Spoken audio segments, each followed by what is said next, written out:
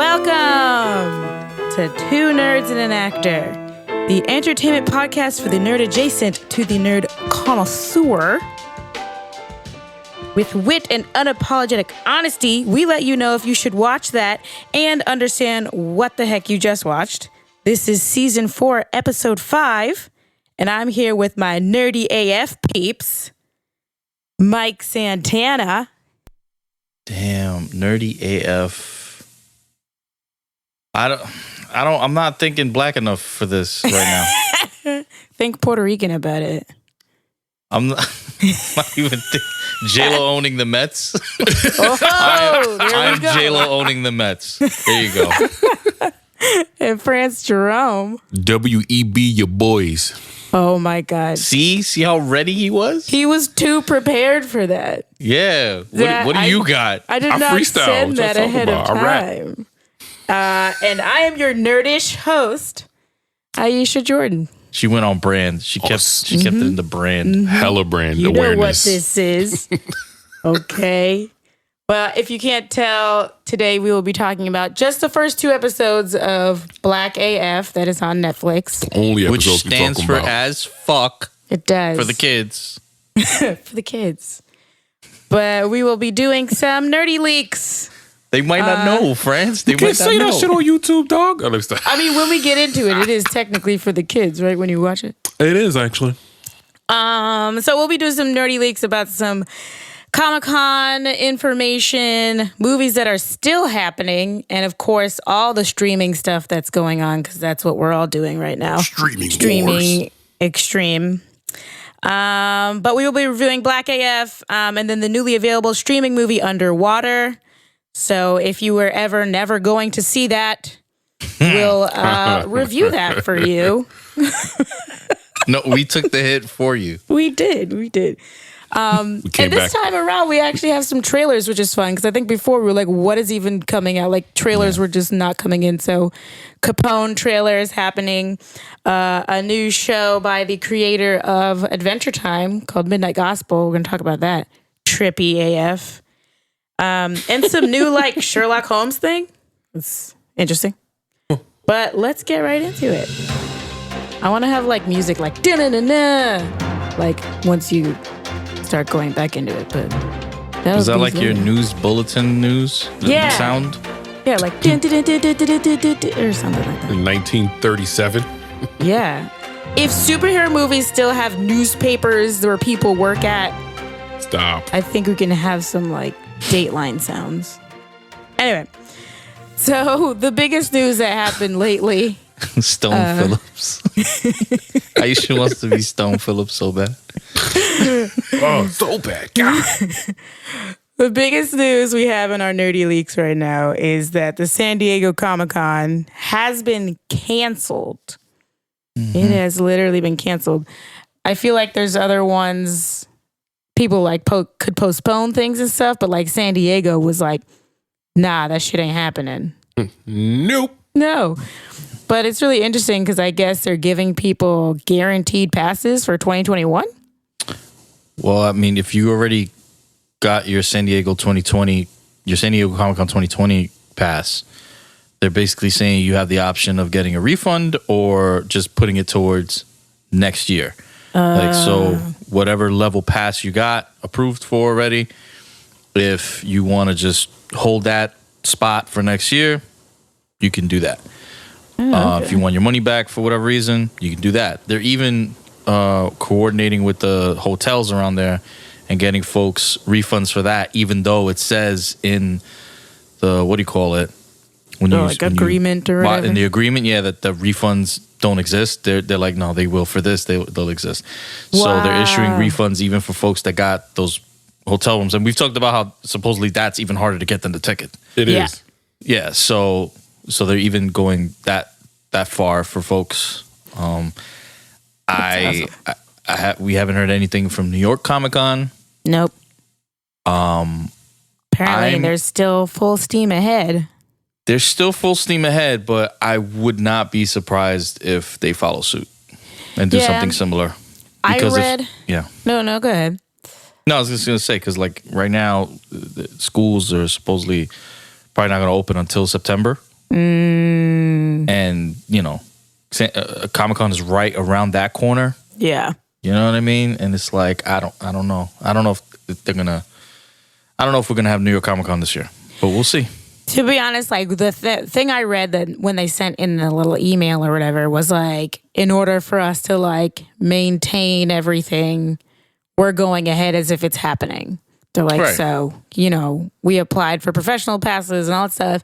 And if maybe they do something similar where it gets canceled and like, but if you had this already done, next year you're good. Yeah. But the funny thing too is that, there's other cons and Blurred Con. Yeah, Blurred Con that's supposed to be happening in July in DC is like literally still happening. Like we're getting notifications of panels that have been like approved for this year.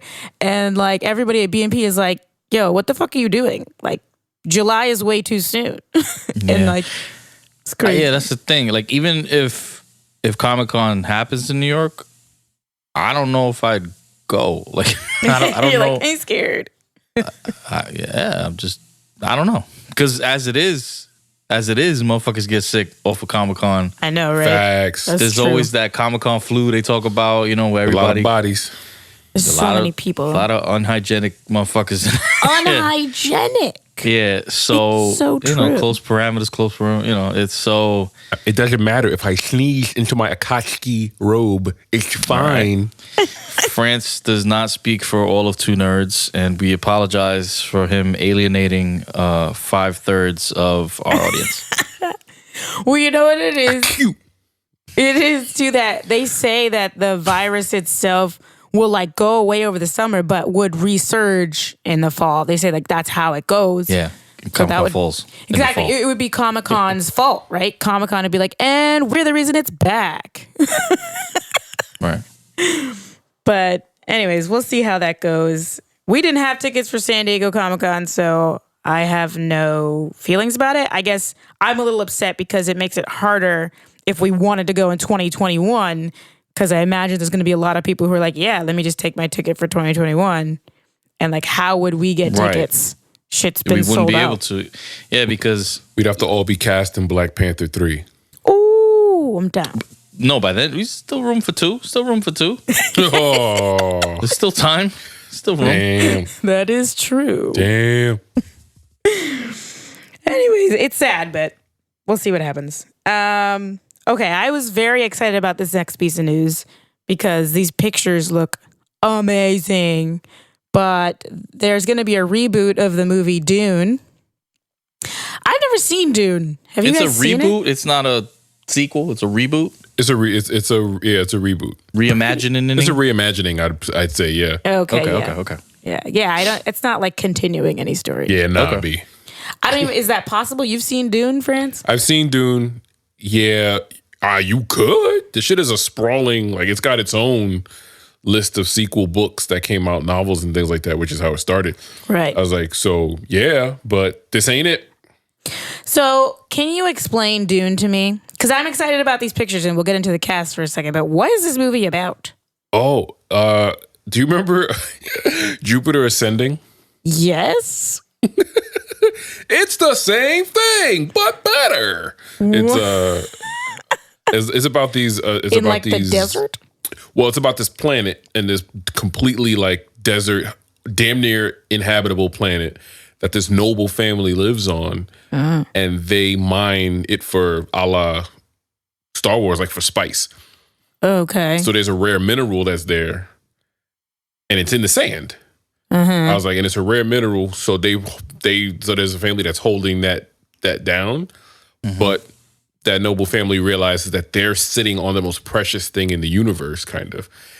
So there's a bunch of noble families, and this is just one noble family in the mix. Okay. And they're about to use this planet to challenge the powers that be. Oh, shit. So it's like they just realized how rich they were. They're like, wait a minute. Less about rich, more about they feel like they have they're like, this is not how the universe should be run. Things could be different. And we have the most valuable elements, so you should listen to us. And we have the means so we could flex.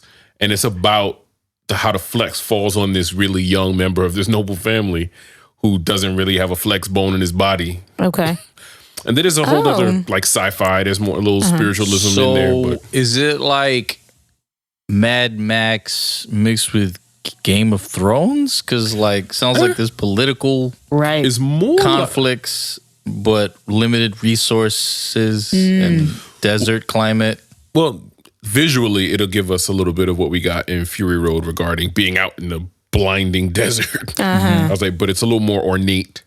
Okay. And Denis Villeneuve, who he's a god body. He always so they're glamping. They're glamping in the desert, is what you're saying. Are they very glamping? much so. There's very much glamping. Villeneuve, is this that's the director? Yeah, Denis Villeneuve is the same director who did The Arrival. Okay. And Blade Runner 2050 million, I 2049. was literally going to ask. I was like, is it like Blade Runner? It sounds like Blade Runner. So I guess that's but in a desert and not a city. Right. Dunes. It's a desert city. So you were saying there's like, okay, the flex, right? The person who, non-flex person. I'm guessing from the cast list, this is Timothy Chalamet. Chalamet. Yeah, this is Chalamet. Yeah, that's his character. Okay. He's young Flexi. He's got an older brother who is like the general in the military, who's played by Oscar Isaac. Okay. So this is the interplay. It's like a little bit of Hamlet. All right. Listen, I'm going to read out this cast because it just gives me life. And you'll see why when I get to the fourth I'm thing. laughing at one of their names. Not at the actor's name, but at the role he's playing. Okay, here we go. Timothy Chalamet. We have Rebecca Ferguson, she looks so familiar. What was she in? Let me see. She's in the rabbit hole. I'm not in the rabbit hole. I'm figuring out. She was in Mission Impossible. I bet you remember her more for Dr. Sleep. Oh, she was in Dr. Sleep. Okay. Rebecca Ferguson, Zendaya, because I say names right. Zendaya's in it. I just say them twice. Daya, that's her name. And here we go. Jason Momoa. Yeah, but what role is Jason Momoa playing? He's playing someone named Duncan Idaho. Daffuk? I don't know. Maybe his hair is going to be bleached blonde or something. He was typecast for that role. Of course. He's obviously Duncan. I mean, obviously. It's beautiful. Anyway, okay, sorry. Dave Bautista is in it, which is exciting. He's playing himself. He's playing Drax. Because it says Glasu Beast Robin. That is his character's name. He's playing himself. Yeah. Oscar Isaac, as we mentioned, Josh Brolin, Stellan Skarsgård. We got Skarsgård in this. Javier Bardem. This shit is ridiculous. Like, who came up with this? That's a wild cast, though. It is. I mean, I just named a whole like shit ton of pretty much white people, but it's like a desert. There's a person named situation. Duncan in the cast who isn't playing Duncan Idaho. Sharon Duncan Brewster. Make any sense? There are some people of color. There's I don't know them though. There are, but like we don't know who they are. But that's okay because I'm down for introducing new brown people into movies. So that's there's a lot of folks of color in this cast. Shame they could have used Dev Patel in this.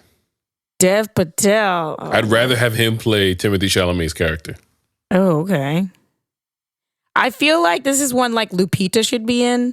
Am I making that up?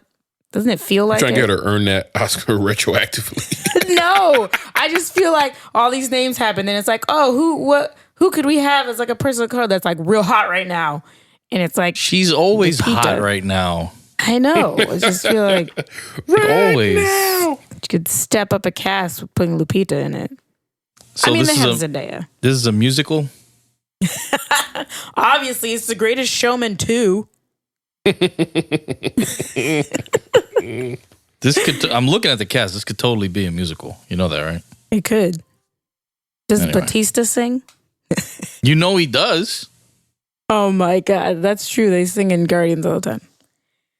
Either way, I'm excited because this cast looks amazing. The pictures look phenomenal. And it is the same costume guy. design.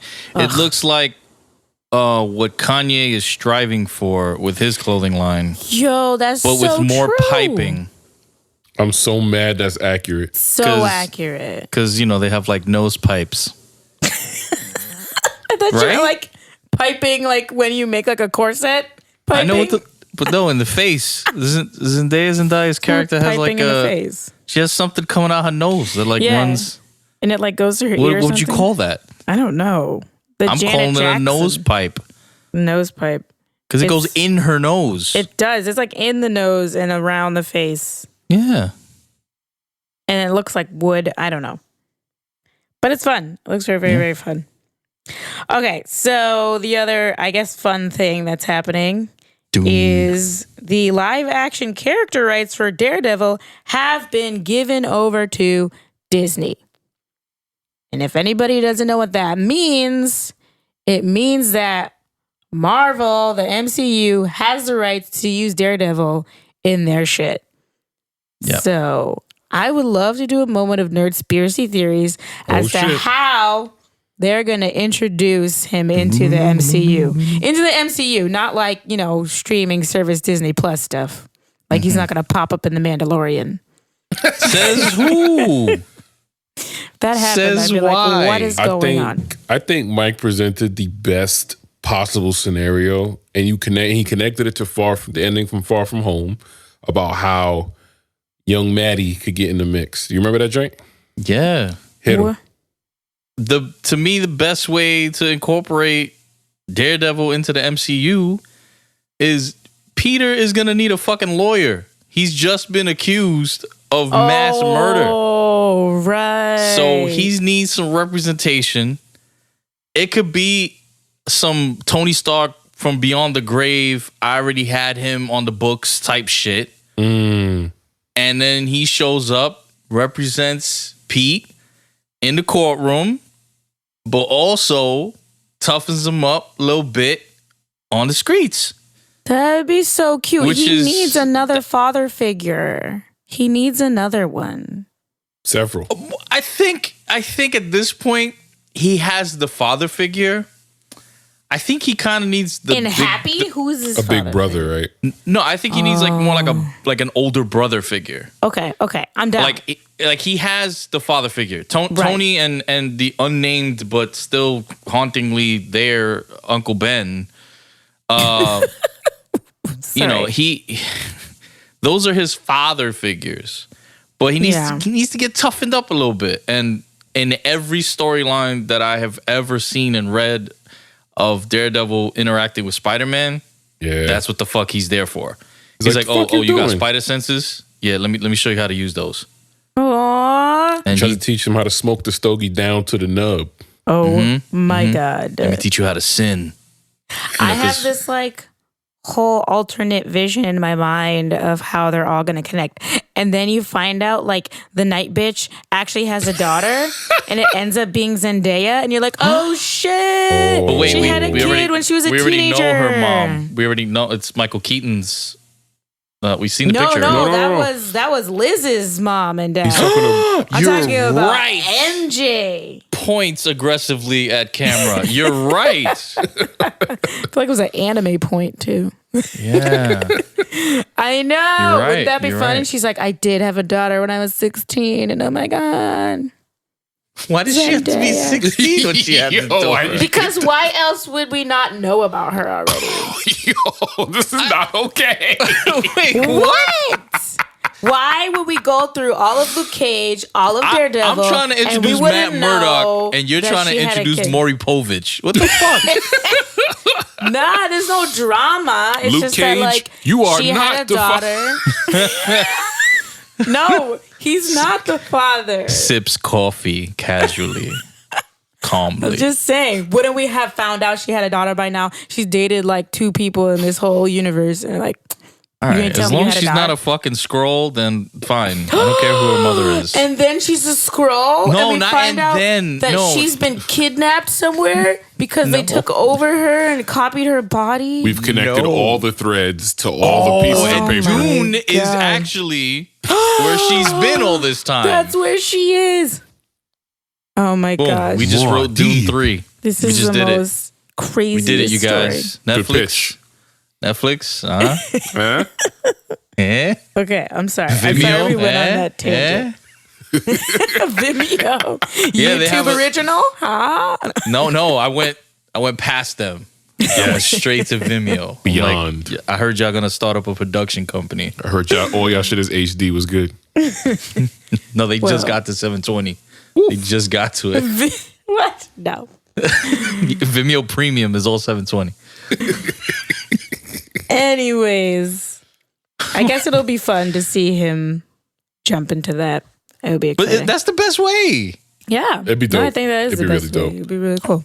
I consider it real funny. You have like a montage of Pete reading law books, ready to represent himself. I can do this. Montage. And then in walks, maroon suited fucking Matt Murdock. That Matt Murdock. Maroon suited. Yeah, I know what the fuck I said. He at some point, you started ranking an all red suit to match the red glasses. Yeah, and we all know who would have played the judge in that last little scene, It would have been probably Stan Lee. Or the head juror, Or like, what is it? The plaintiff? Or the bailiff. The bailiff. That's what it is. Or the bailiff, yeah. Yeah. We know he'd have been there somewhere. Yeah. So, next very exciting news. I think this is the one we've been waiting for, is that the Avatar live action is coming to Netflix very soon, actually. Oh, no. No, not the live action. Oh. No, it's the animated. The animated. They're bringing this. Oh, wait. Wait. Okay, still very exciting. So, May 15th, the animated Avatar is coming to Netflix. Does that mean that the Nickelodeon shit is popping off? I think so. That would be the first wave. But I mean, so other Nickelodeon things might be there May 15th too? Well, they haven't announced those, but like when they start getting the entire library of all that, they'll let us know. I think that they have to jump the gun on this, for lack of a better phrase. They have to jump the gun because everyone's home now. I don't think they were going to let it out this early. Yeah. But now they're in direct competition, so they were like, let's get it. Yeah, and having said that, I don't know why it's taking them this fucking long. But yeah, I don't understand it. The Avatar, mind you, they only said Avatar, The Last Airbender. So we're talking about book 1, 2, 3 of Aang's, young Aang's story. Right. They didn't mention anything about that, including Legend of Korra. So I don't know. But even those 1, 2, 3 books of the original Avatar story, that's the Office level of like rewatchable. Like motherfuckers will watch that shit. Oh my god. I mean, when I say The Office, I mean nothing is probably as bingeable as that in terms of numbers, but it's up there. Right. It's definitely up there. People been clamoring and wanting it. So, and I've already rewatched it before, and I was gonna start again. So, well, just May 15th, watch it in full HD. It was so hard to find. I was like seriously considering like, okay, let me just buy this shit. But I'm glad I didn't, because now it's just available to me. Yeah, it's going to be on Netflix. I'm very excited about that. Netflix, I mean, now that they're worth more than Disney, Netflix Wait, is... what? As a company. Because of what's going on? Disney stock fell. We talked about it a couple episodes ago, and supposedly, like last week, Netflix surpassed the value of Disney. I mean, sadly, it makes sense because like no one's going to the movies.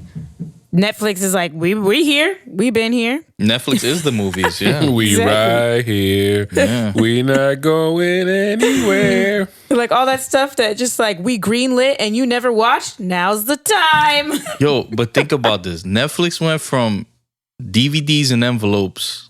Yo.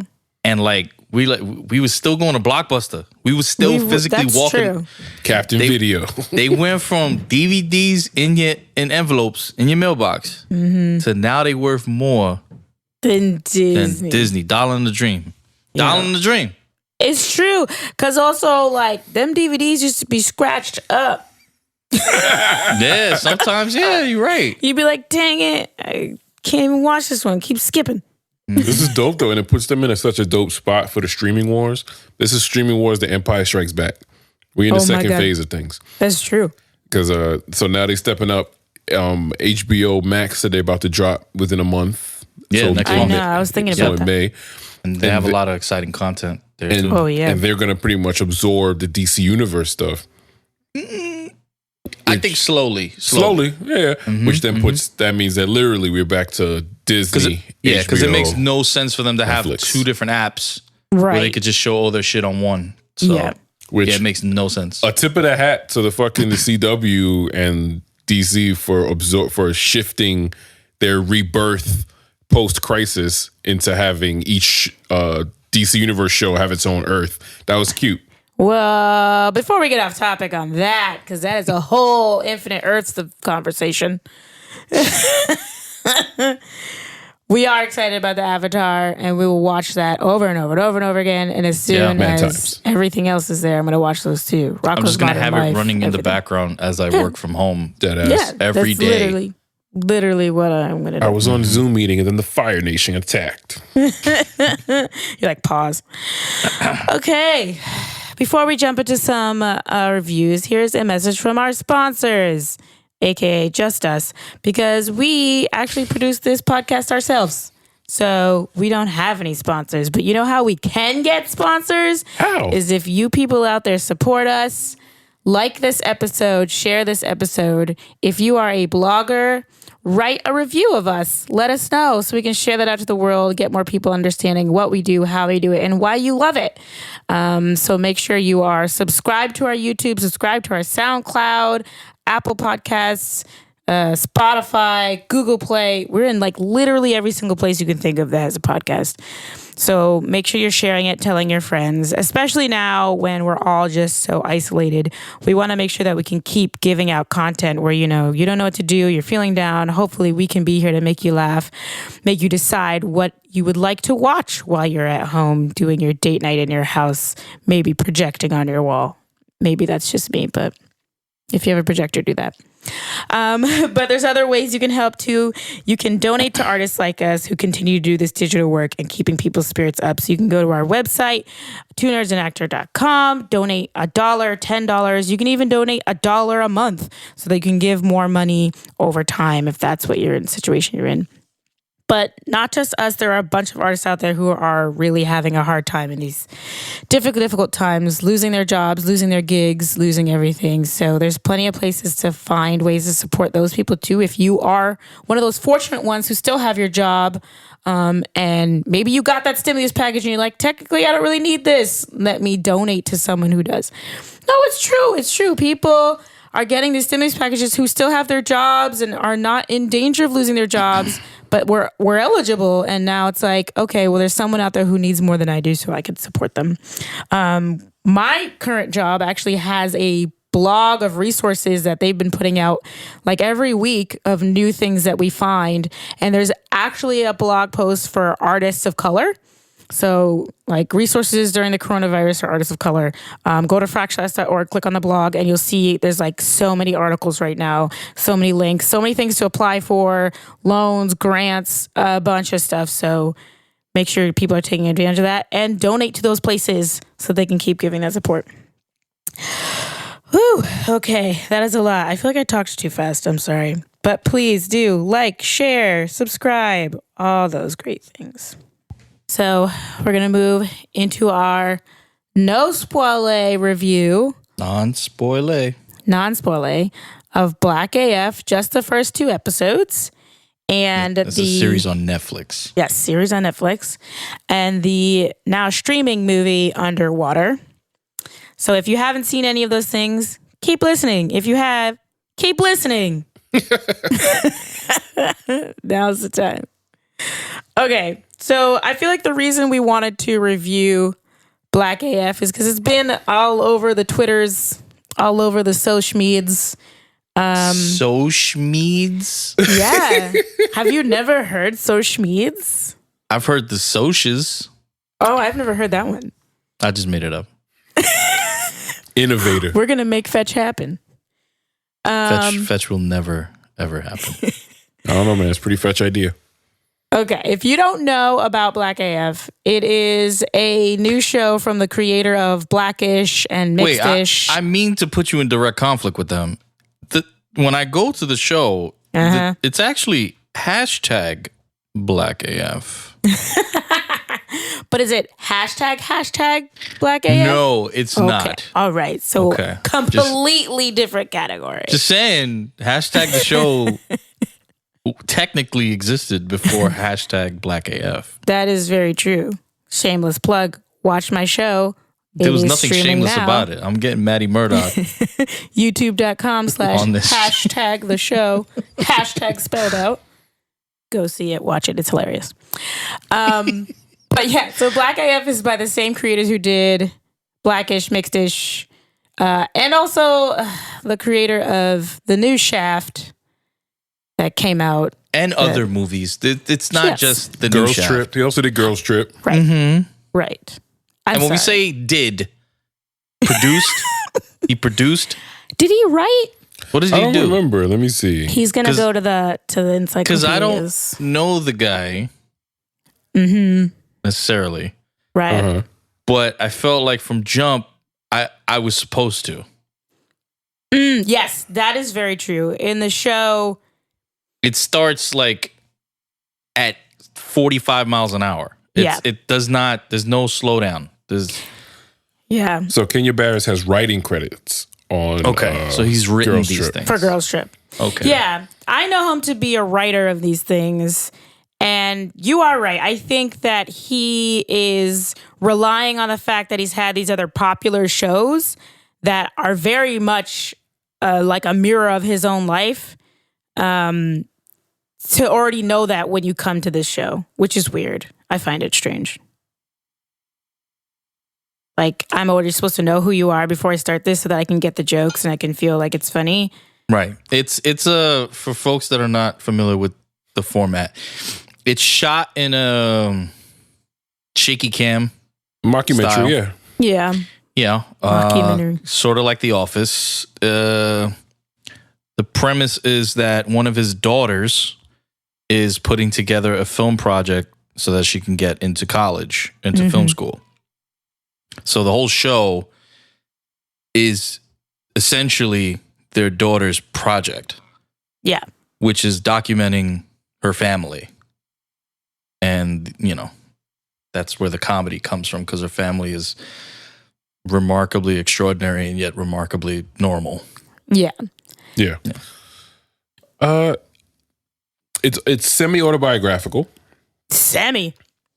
It's quasi borderline. I was like, are these his real kids? Is he married to Rashida Jones? Yeah. Nah, I was it's a literally clip for making all that. these questions. But everybody, I don't know if everybody's familiar with the paper bag test, but that's a thing. Wait, what? He made this mad racial. Although I don't know if you're familiar with the paper bag test. Racial.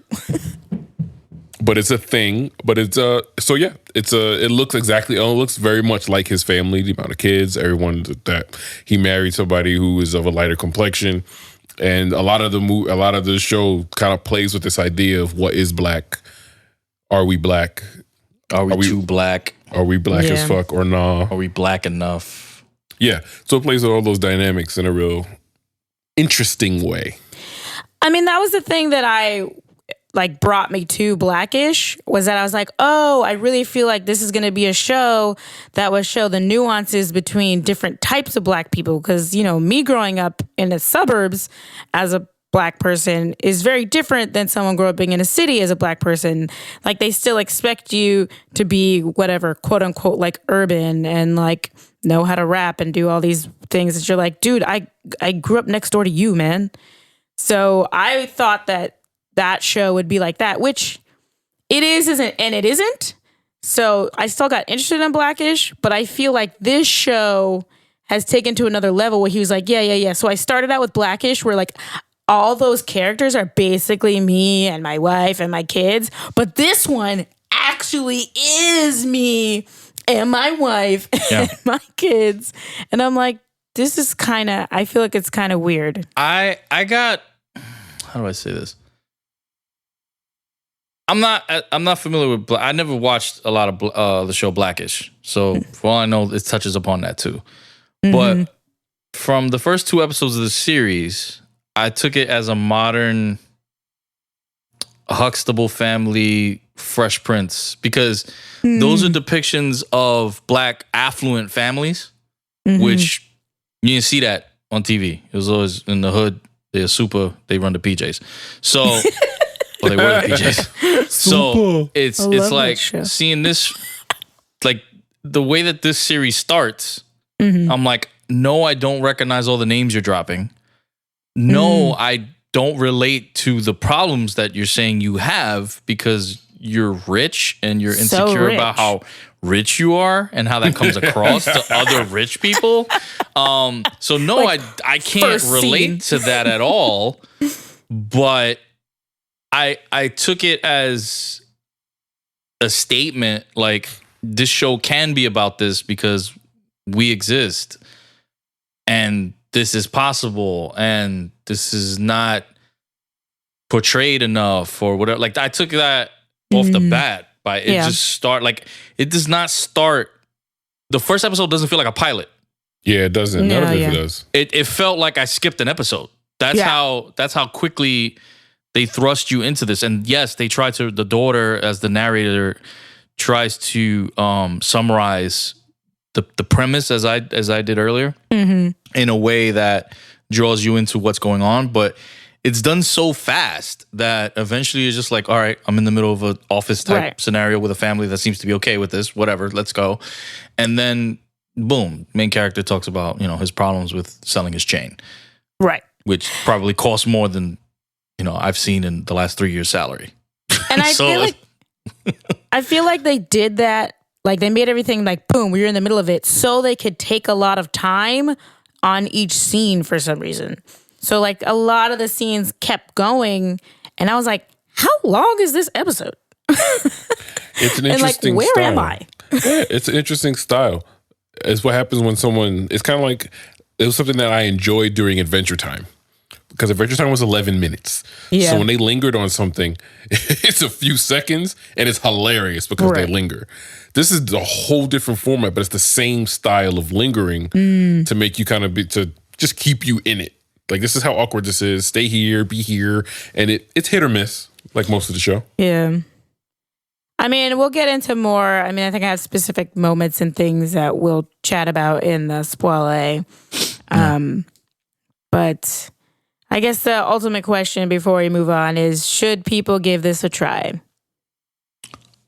Yes. He said yes so fast. Yeah, it's like that's where we at right now. Go ahead, Mike. Or should I jump? I wanna watch more of it.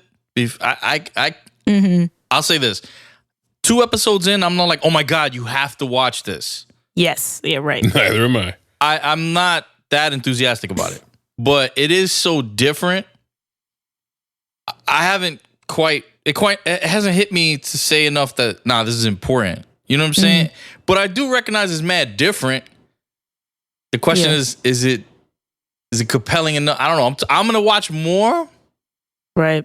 I'm gonna say if you're looking for a comedy that's a little bit offbeat from anything else you've been watching lately, then yes, give this one a try.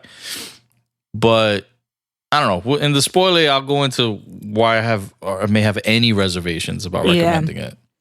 I agree. I'm probably the most biased of this situation because I have seen the most of Kenya Barris's work out of us three. And for me, this isn't the one I'm going to keep watching. I mean, I will. I think I'll keep watching it like so I can be in the know of the show itself and like, what people are tweeting about, I guess. Yeah. But if I was just like trying to be entertained, I probably wouldn't. I was going to say, that's like the worst reason to watch anything. I'm going to watch it because everyone else is. Yeah, that's the worst reason. It's not the worst. Yes, it is. Yes, the fuck it is. I'm reserving my judgments. Are you? If you're watching something just because everyone else is and you want to be in the loop, that's the worst reason to watch something that isn't fucking homework. You know what I mean? Stop watching Bleach then. No, I'm not watching that because of everybody else. I'm watching it because I enjoy it. It's which is the best reason to watch something. If I had another reason, I see your point, France. But the one reason is to keep up with the Kardashians. So, oof, and that's my one. But yeah, well, and I'll get into reasons why. But I really do feel like I've seen Blackish, and Blackish is the one that I actually get excited to see new episodes about. So I'm still on that. I said yes quick, and that's because this is the first time I'm ever seeing an irreverent black comedy. We'll see where it goes, but I've never seen an irreverent black comedy. It just doesn't exist on the as show, often TV anymore. show. Yeah, that's right. true. Like this is like half baked, but focused on the movie industry. I so see. weird. I see what you mean, and that's part of that's what gave me reservations to just not say no. You know. Yeah, But, okay, same thing. yeah. All right, we'll get into it more later. Yeah, we'll get into more. All right, so let's go into our no spoiler review of Underwater. Yeah, that's It's gonna be easy. The over under. super easy. I think I put in my notes. What did I put in the no spoiler? One reason to watch, and then rating. Oh, okay. So we have to give one reason to watch it. One reason to watch it. Okay. Before we start that, can I give a caveat to that? Sure. The one reason to watch it cannot be because we did. You can't put it as it was a movie and that's the reason to watch. Yeah, no. One reason to watch. Okay. If you are a fan Don't do it. Water?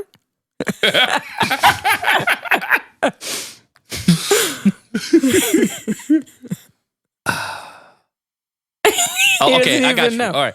A very common fear that people have is that of like deep, dark, underwater, under the sea Like type small scenarios. Oh, okay. Yeah. Okay. Like I know many people, I won't shout any of them out, but I know quite a few people who they won't play certain video games because they have moments in which their virtual character has to submerge themselves into murky, dark waters. Oh, Like, so they didn't play BioShock. Yeah, they'll fight headless demons and all the shit. They'll do all the fucking macabre satanic shit.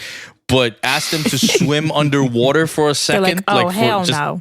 Yeah, they literally will not do it. The first for that. scene of BioShock. Right. So with that being said, if you are one of those people, despite the title of this movie, you have nothing to fear. That is true. There you go. Yeah. Good shit. Yeah, That you is won't be scared at my all. one reason. That's your one reason. Okay, I go next. My one reason to watch is, and I'm going to get his name right, TJ Miller. There you go. I did it. I was going to call him Erlich Bachman, which is from Silicon Valley, but his name is TJ Miller.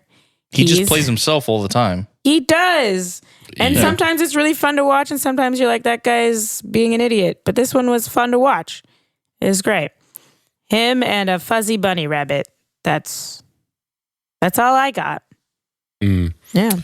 One reason to watch Underwater. Just to watch Vincent Cassell outact everyone for no reason. He outacts the ocean. He outacts does. Everything for the no entire thing. Yeah, good he reason. You know he did outacts this the shit in script, between the fucking storyline. Yeah. he did this shit in between fucking takes on Westworld. Of Westworld. He like flew back and forth from Spain. He's like, all right, we're good here. Yeah, This I was- feel like that's true. Cool mill.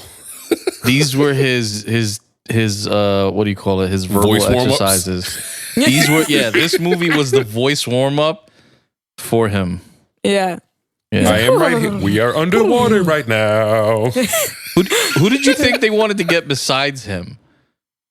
What? No, that was their first choice. They're like, no one's gonna come see this movie. No. There's Well, I always guess Kristen Stewart. No, I'm saying they got Kristen Stewart because they couldn't get Kate Beckinsale. That's legit. Who do we think they wanted to get for his role? For Vincent But they Cassell's know they role couldn't. in Underwater. Oh, I know. James Bond. What's his name? Daniel Craig. Daniel Craig. I was gonna say Sebastian Stan. Which one's it? What's, They Bucky. couldn't get oh Bucky. my god! They couldn't get Bucky. No, they couldn't get Matthew McConaughey. Okay, they Oh my couldn't get God. Matthew McConaughey. He's not in this movie. I thought he did the mocap for the For the creatures. spoilers.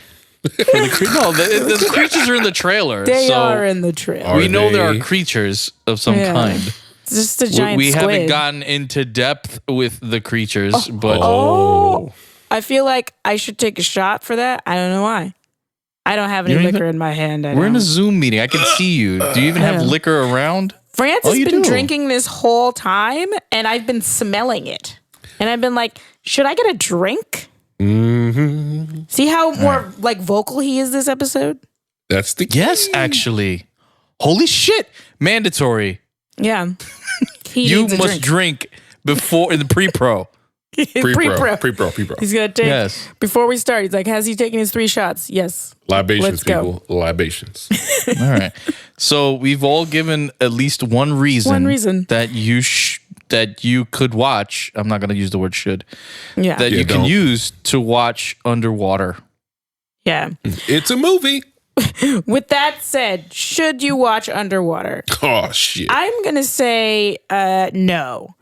I don't think it's necessary.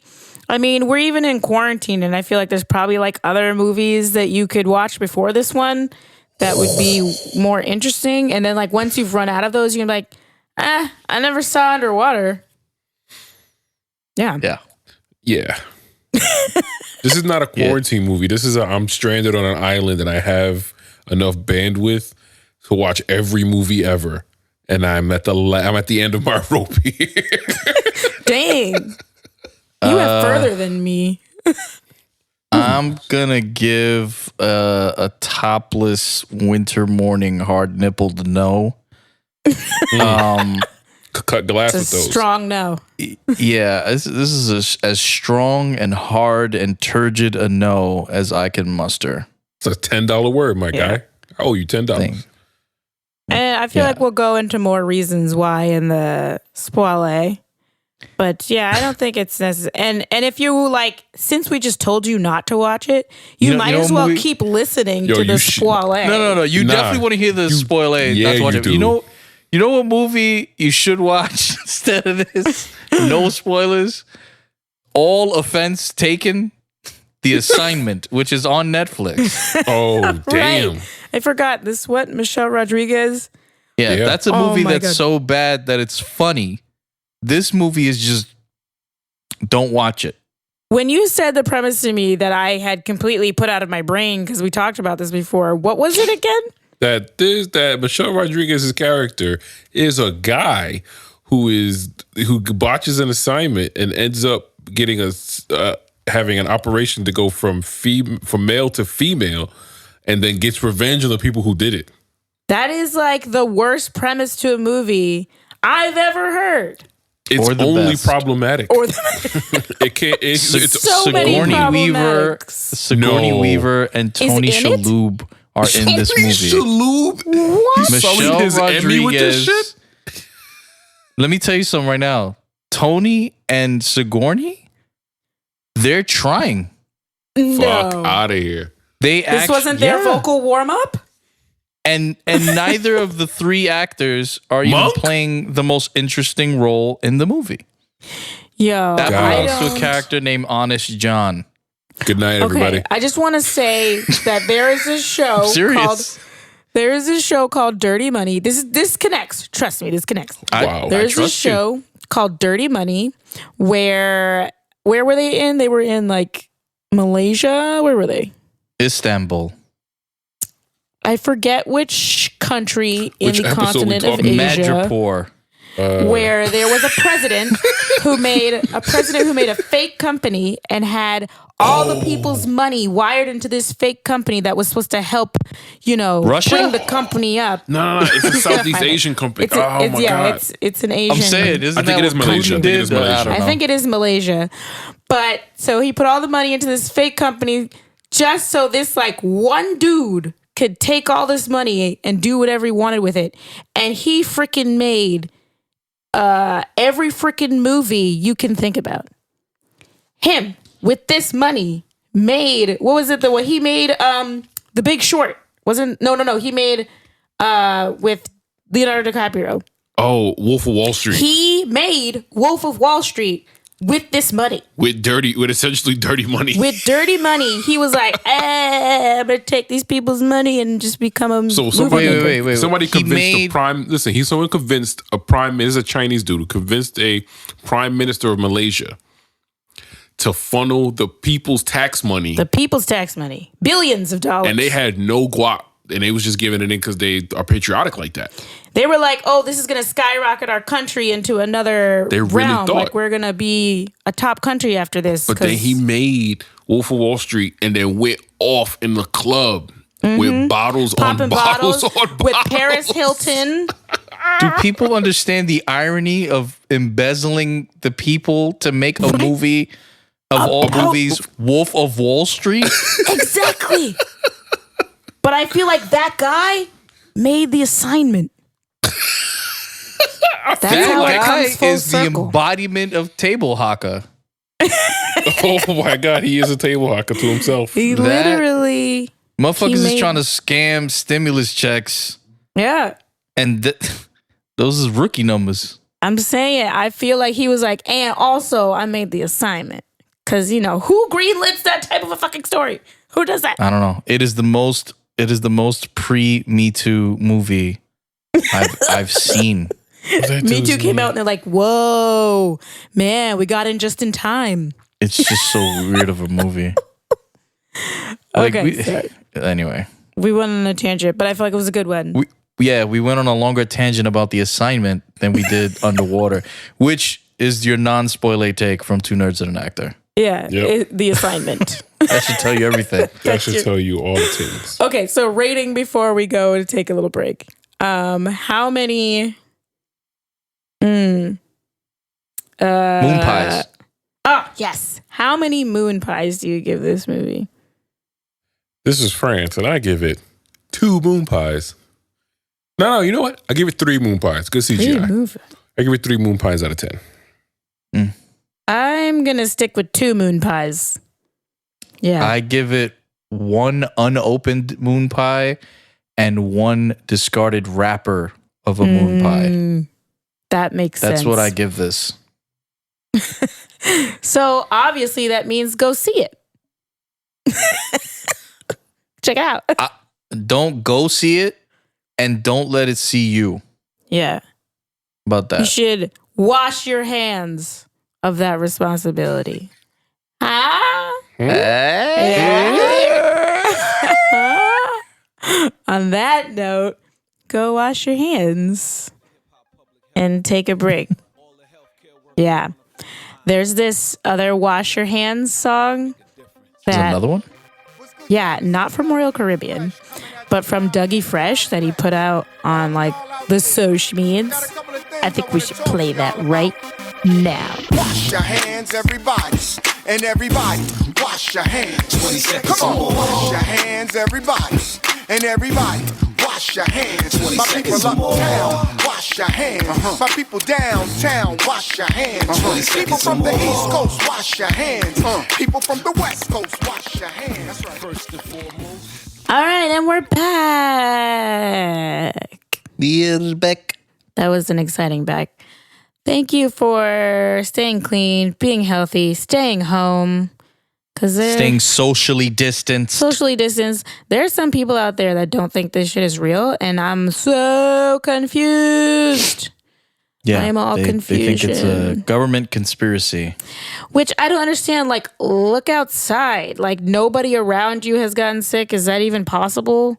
I know many people who are sick right now.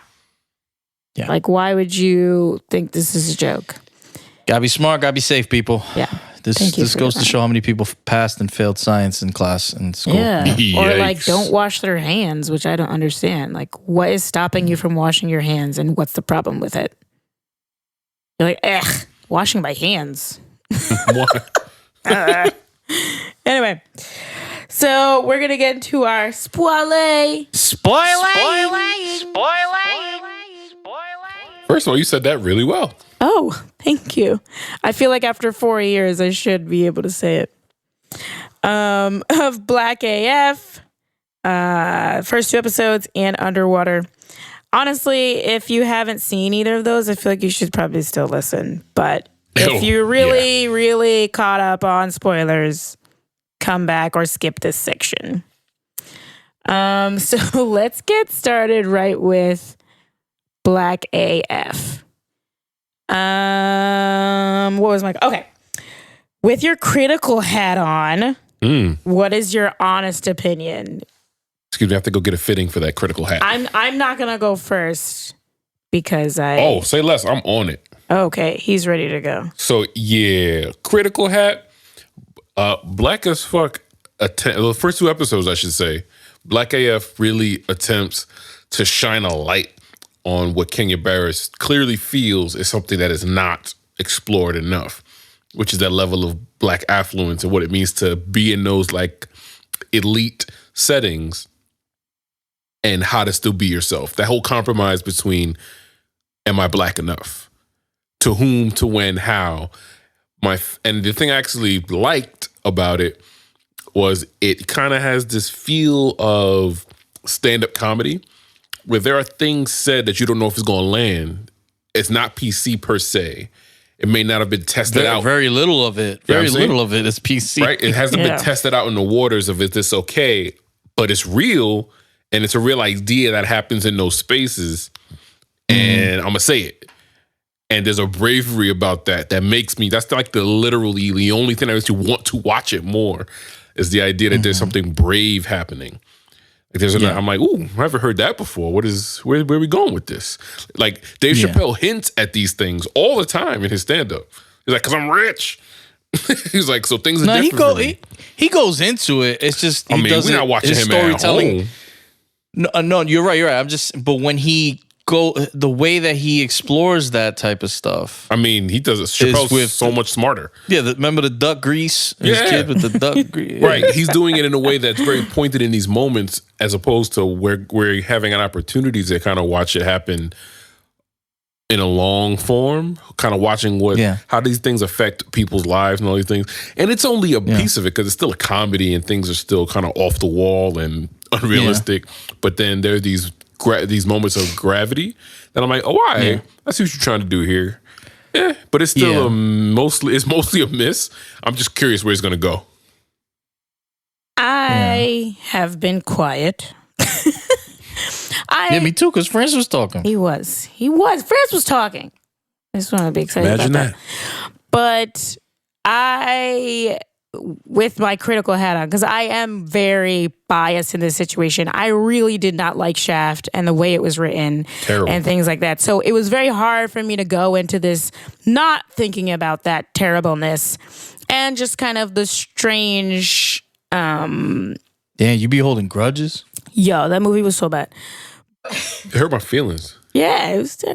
So... I couldn't not think about that. And then all the other shows that he's done, like it seems like it's new, but for him, it's actually old. It's like I am watching Kenya Barris's first, second, and third drafts of the thing that he really wants to do. So if you watched Blackish, that was draft 1. Mixedist is like draft 2. And then like 2.5 was like Shaft and some other things. Then he came back and he's like, I think this one is my final draft. So it's still, for me, not tightly written enough. I don't think that the style of it is actually fully formed because it's just kind of copying what he's been doing. This like idea of the, one person narrating and they're the one who's the story is being told from. So you're seeing it from a different view. All of the shows do that. So like you see it from Dre's view in Blackish. You see it from Bo's view in Mixedish. And now you're seeing it from his daughter's view in this one. So for me, it's not smart enough for me to be like, this is funny. Chappelle does that because he's super smart with his jokes. He's really good at writing and he knows when to cut things out and he knows what is the perfect thing to say. I don't think that Kenya knows that quite yet. He's like, look, this is my life and this is true. These things happen. I think that, France is right. These things do happen. And I think nobody really understands to what level people who are super rich and Black might be going through their heads and how they act and what that means in these spaces. So I agree that is interesting and probably why I'll keep watching. I just hope that the next episodes are better written Because like there's a whole moment when he's like talking about the chain and it goes on for so long. And I'm like, dude, I don't freaking, all right, sell the chain. I don't know. I don't know if he can write it better. We're looking because, like, you know, he created America's Next Top Model. You know what I'm saying? He was like, he wrote episodes of Girlfriends. His whole thing is about being the translation of blackness to the mainstream. I don't know if he will. I don't know if he'll. I think he's at his peak right now. Right. Of writing and all the money. They're giving him all the money. Facts. Well, okay. So my take on it is there are definitely moments that are funny. There are definitely some lines that are funny. My biggest issue might be the struggle, like Aisha mentioned, with the format not being fully formed yet. Yeah. Like, it's interesting. Yeah. But it's thrown off by a couple of things. Yeah. For me, I'm having a problem with the acting. Oh. Like, so if the premise is that they're being filmed candidly as the events of their life unfold, but then yet they have these interview moments where, you know, confessional type things, right? Yeah. Like, Rashida Jones, she's behaving the same in both moments.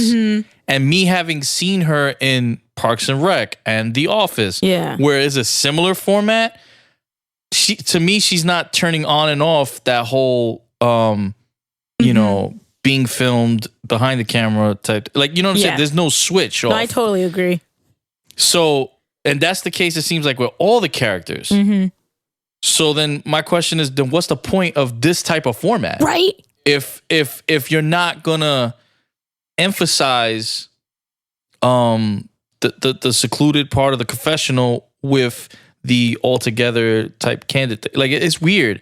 So I feel like it's needless. I feel like you don't need it to tell the story, especially since, like we mentioned in the non-spoiler take, they literally just start. This is running. Yeah. Like, it's not here's my family. No, they're already in a place you may or may not recognize. Yeah. Doing having Sunday brunch, and you know, there's name drop after name drop, and people coming in, and cars and clothing brands. Everything is thrown at you. Yeah. And the second issue I have with it, besides like the acting, which might be affected by the format, is 2 episodes in. There's not much, I feel like, to like ground his gripes. Right. Like, there's like it's enough that, you know, like I said in the non-spoiler, like, there are affluent black people and they don't get shown enough, and they're not all fucking rappers, right? Or whatever. And so I get that. That's important. Fine. That's great. Give us something to aim for. You know what I'm saying? Like, depict people of color in situations that aren't a fucking drug lord, prisoner, a rapper, or athlete. Yeah, I get that. Totally important and great. But I feel like there's not enough to like ground. How do I say this?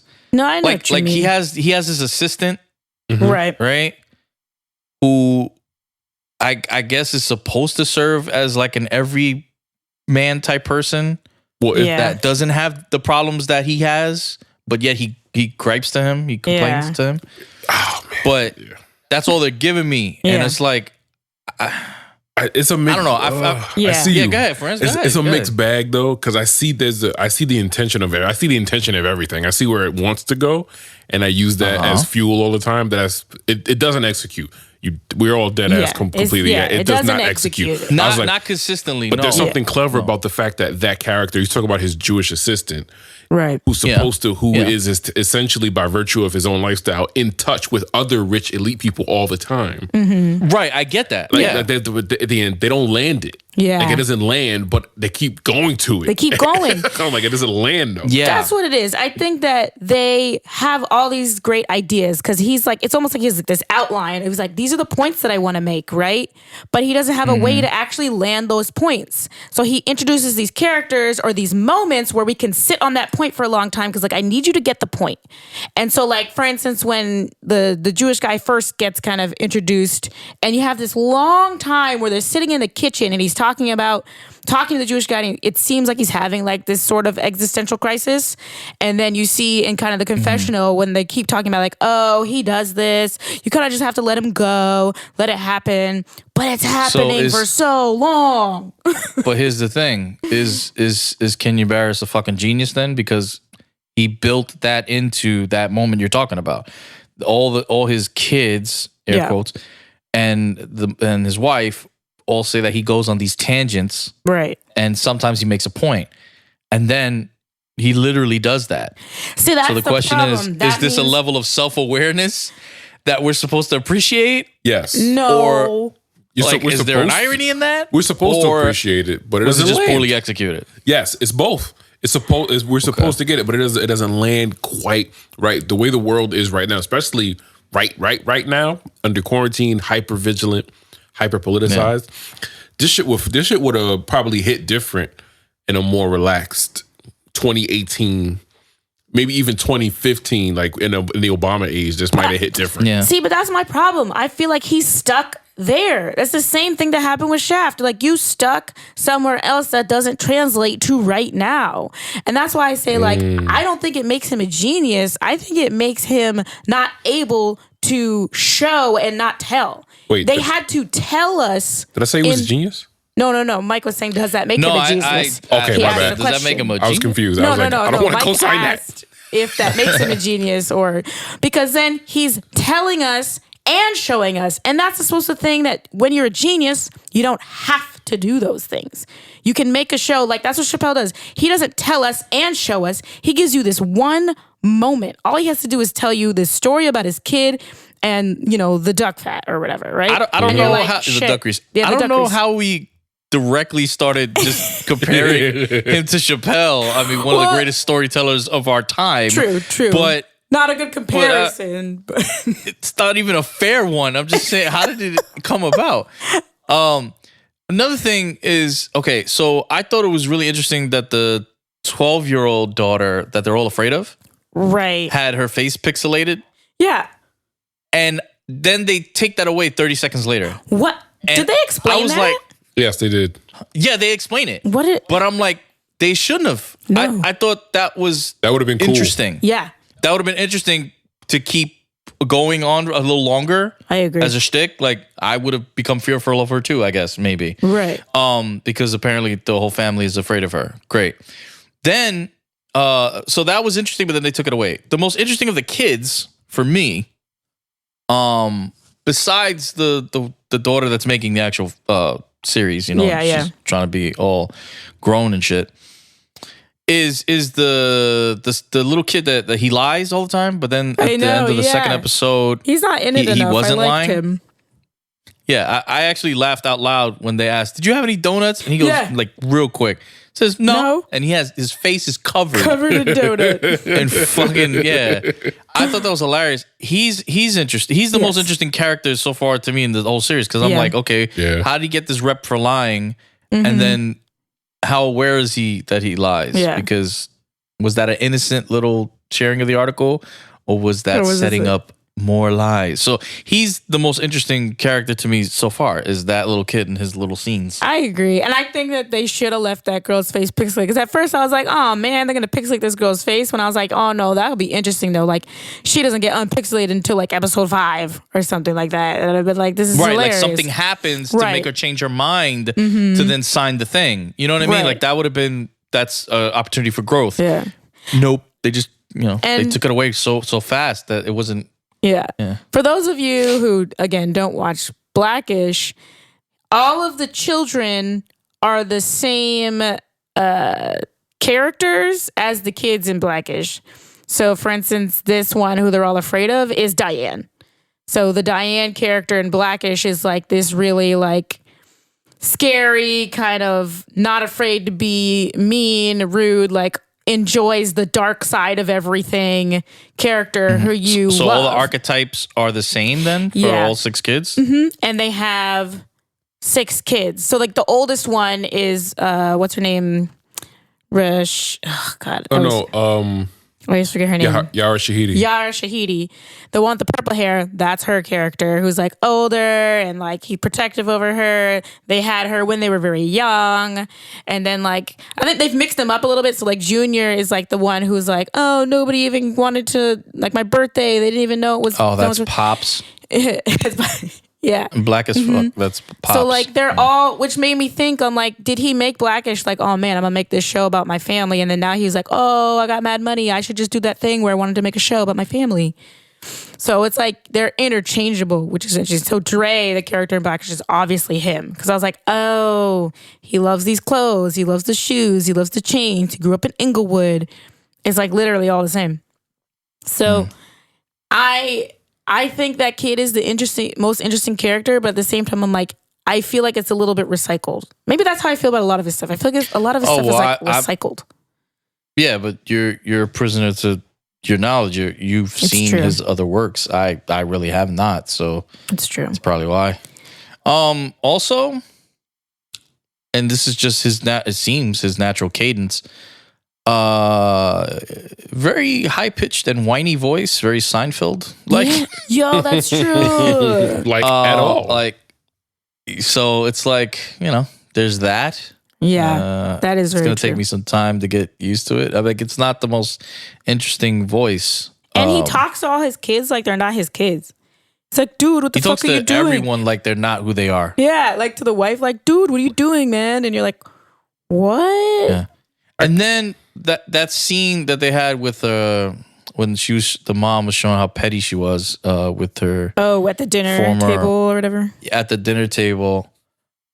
That was problematic for me, because I'm like, okay, like, what do you want me to do with this? Do you want me to root for how petty you can be? Or do you want me not to like you? Yeah. Because if you want me not to like you, this is episode 1. Right. Right. Like, I don't get, who am I supposed to like here? Basically, in that scene, for people who don't know, they go out to dinner with their white friends. Well, I guess ex-coworkers. No, white friends. So it's this whole dynamic about how, Rashida Jones' character is like, I'm super petty, and basically like hating on them just to be hating on them because they're white. But it's true, in that situation, you're like, well, why am I watching you at dinner with them then? It doesn't look like you want to keep being friends with them, and you're just showing me this so you can be shitting on them and be like, yeah, well, you're terrible white liberals and we're black. What? And you're like, what am I supposed to do with this? Okay. Like it was funny. Right. It had its moments. The lengths that they went to counter shit on them. But it was just, I don't know. I like that part. He laughed. He thought everything was funny. I thought it was hilarious. Again, I thought it was funny, but I thought it was necessary. Just strange. I thought it was necessary. It's just a thing we don't get to see enough.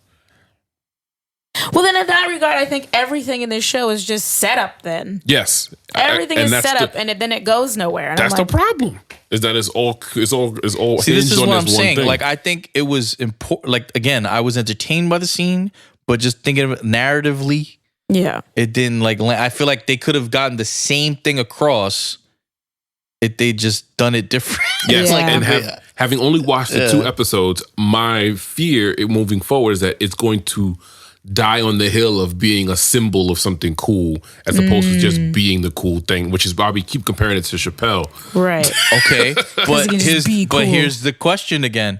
If that's what happens, that's meta as fuck, because that's essentially his gold chain issue. Yes, it is. But is he, I'll ask again, is he a genius? No, I will still respond. If this fails for that reason, he's done his job. And this show is meta to his life.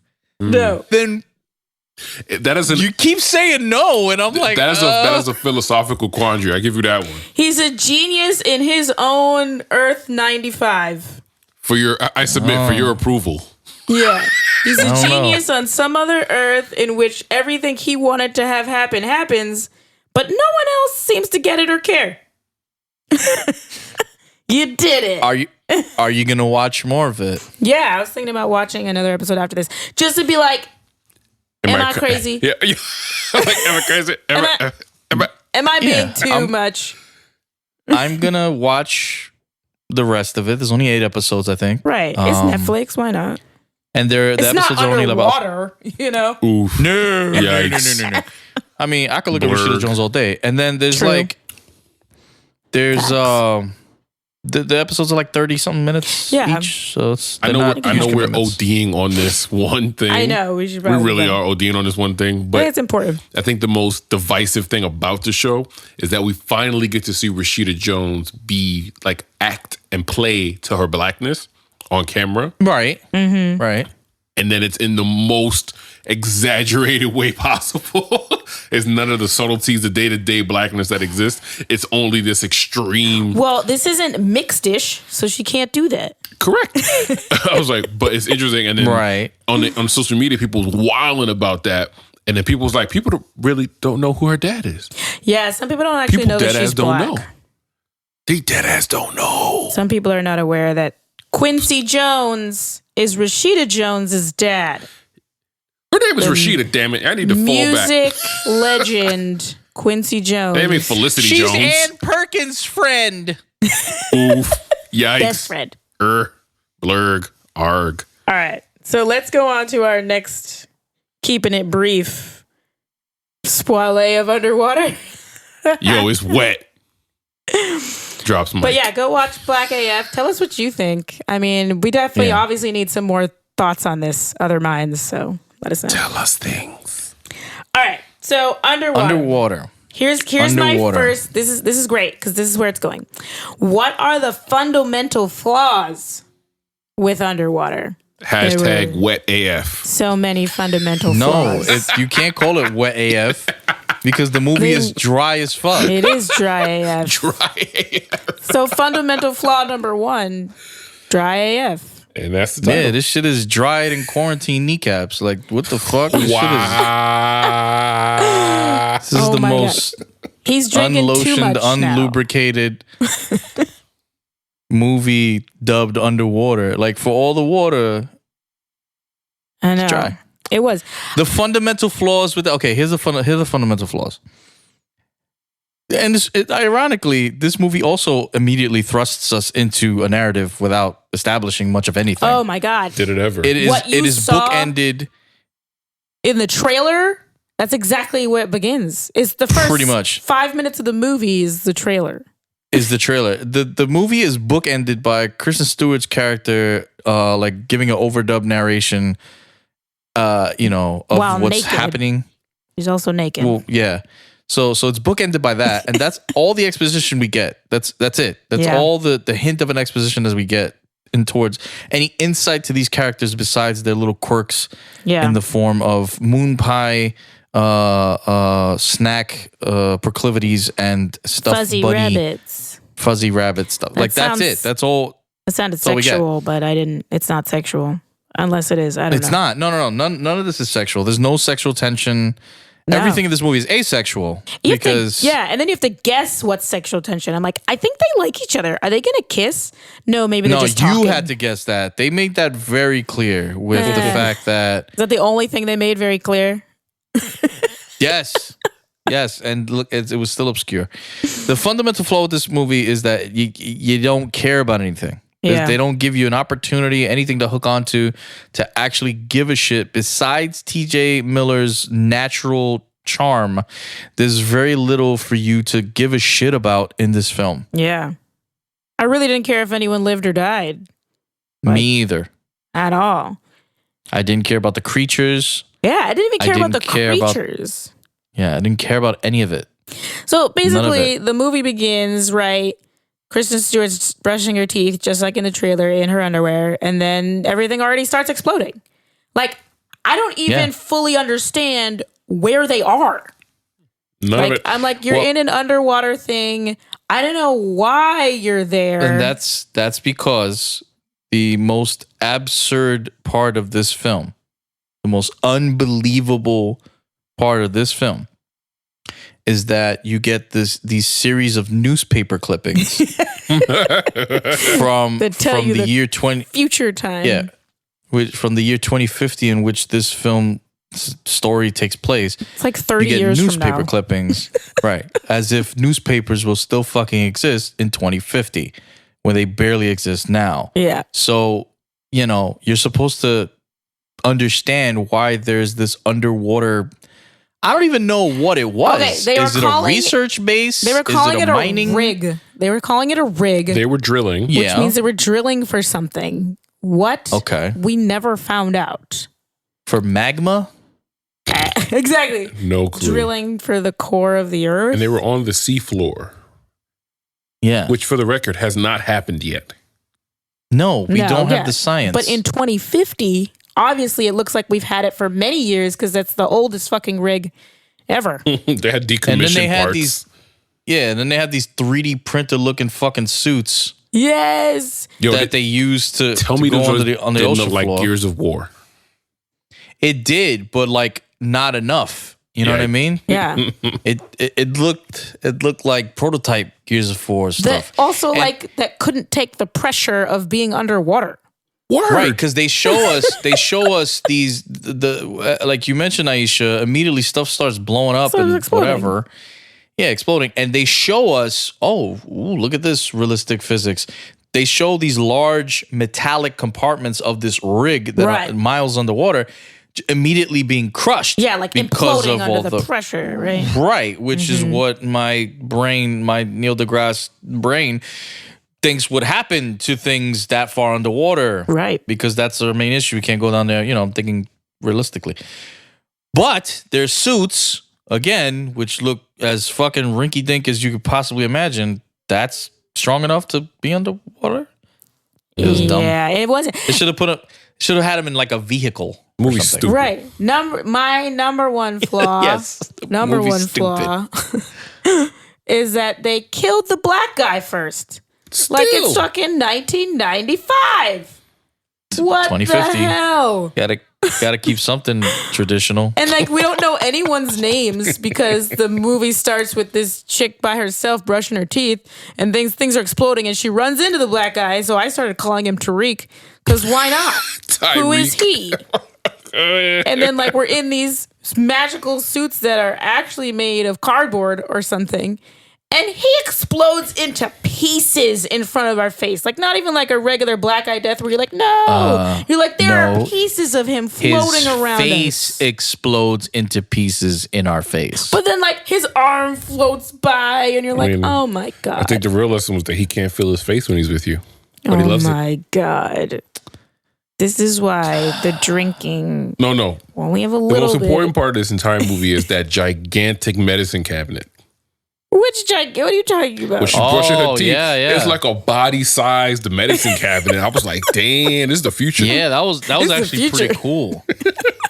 That was the most impressive. Exactly, it's the most impressive part. Except for when they go and they're like, okay, they meet up with the rest of the people who are there, and they're looking at a map, and they're in literally like a container, like portable, like a little station, like.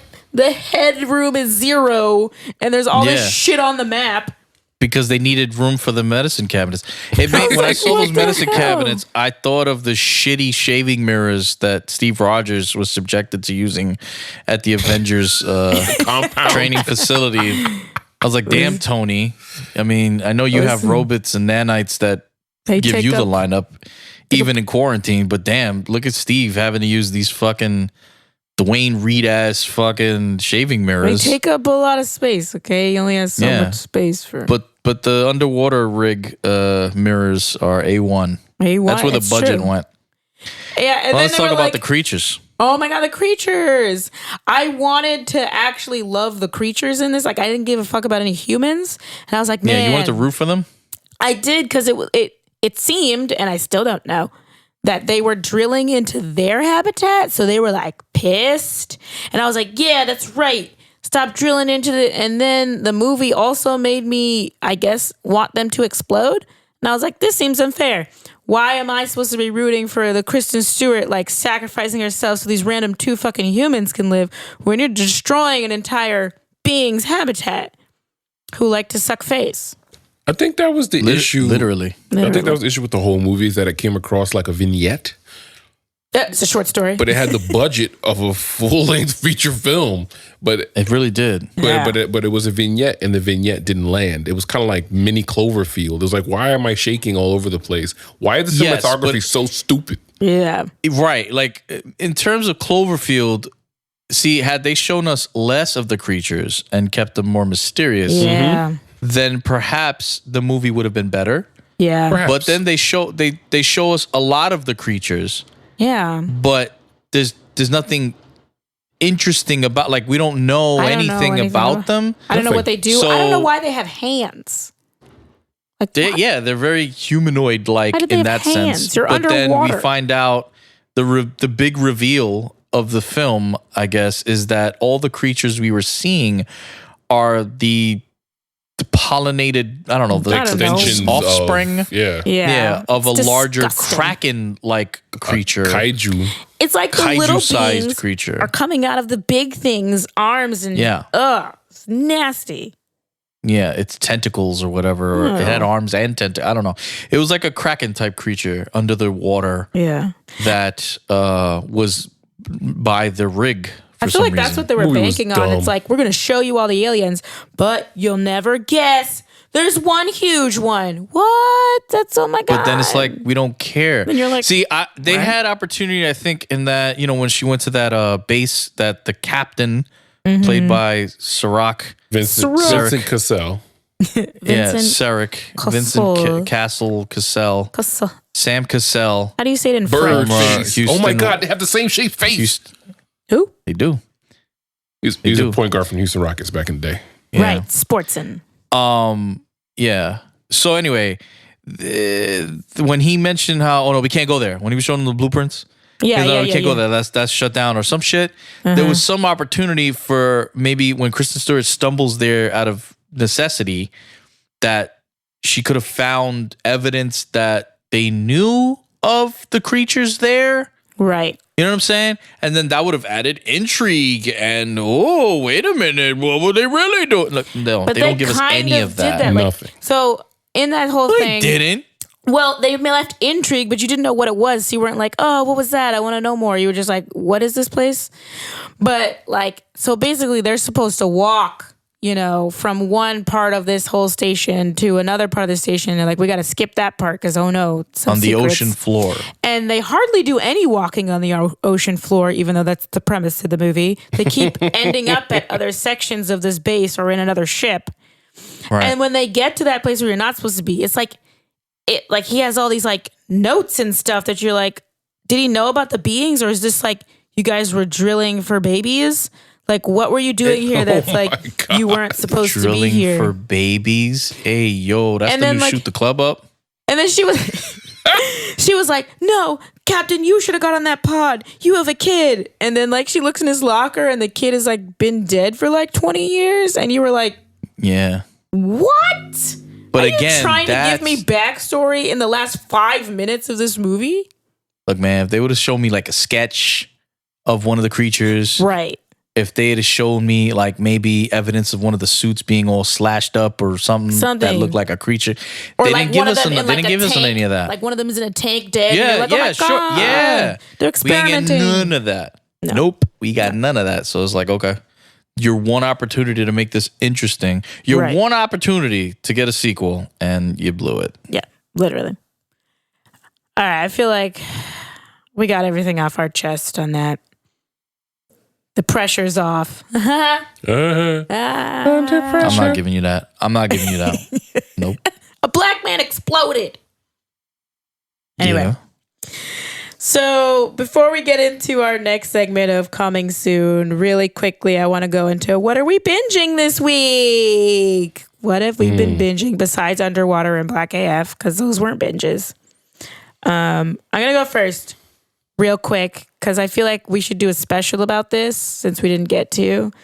But we've been watching The Crisis on Infinite Earths. We actually finished it. Yeah, we did. Yeah, we finished it. And mainly because I'm one of those people who are like, I'm loyal. I'm going to watch this show until I physically can't watch it anymore. Like Walking Dead, I couldn't, and I haven't watched it. But Flash, I've been continuing to watch that. You loyal AF? Yeah. I mean, until a point, I guess. But yeah, so I've been watching Flash, and I was like, oh man, if I want to keep watching Flash, I have to watch Crisis on Infinite Earths. And boy, that shit makes no sense. I was like, the cameos were everything. Cameos were cool, and then you were like, what's going on? Where am I? Why do I care? This guy is dead? Okay. Yeah, this was not the collab we collected the Dragon Balls for. Yeah. The amount of times they said crossover, I was like, should I be drinking? I really feel like I should be drinking right now. Yeah, how do I say that? The cameos are cool. It's just they need to redo how they do their crossovers. Like, it can't be 5 different teams right doing a part of it, because it felt like 5 different teams doing a part of it. And I was like, it didn't feel cohesive. Yeah, it didn't feel cohesive. It was not at all. And they tried to make Ollie like their Iron Man. Oh my God. They tried so hard.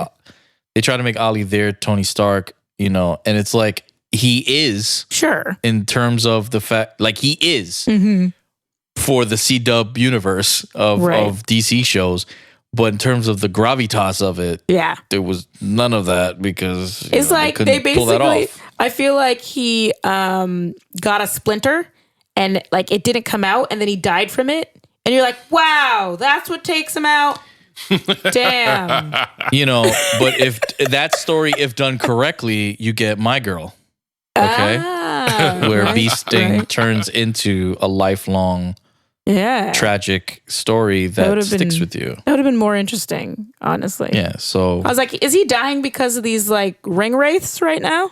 Is that what's happening? Don't put that on them, like, Bobby. And why can we defeat these things so easily? You like spit on them and they go into dust, and you're like, oh, okay. How are you dying from this, Arrow? You've like literally survived being stranded on a entire planet, and like your arch nemesis following you for however many years, and he can like kill everyone, but he can't kill you. But goddamn, that Death Eater. Like, even Prison Mike survived the Dementors. That's what I'm saying. It didn't make no sense. I don't even watch Arrow, and I was like, what now?